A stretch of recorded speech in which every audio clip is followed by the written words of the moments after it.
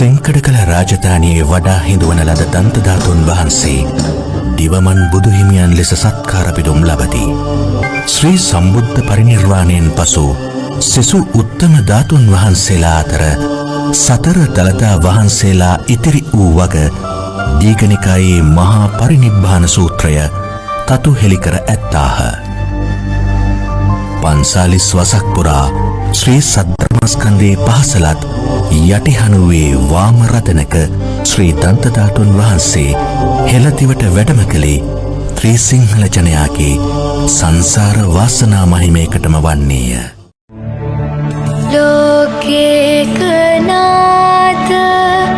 වදනම් බුජරාජ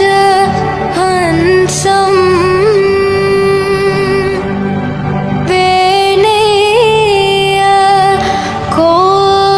කෝමුදවනම් වලිසීත ලම්හි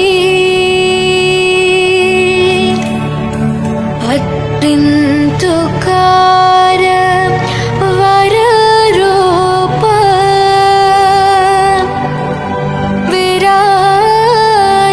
විරාජමානම්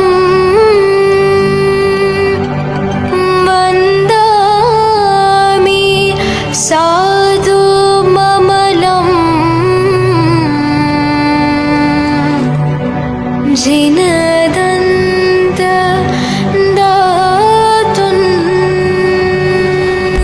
සුදු මුදු බුදුරැස් වෙහිදා කන්ද රටින් සිව් දෙස සැම සත තුන්සිත පහදා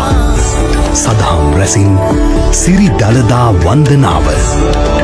අප්‍රේල් 18 වනදා සිට පුරා දින 10ක්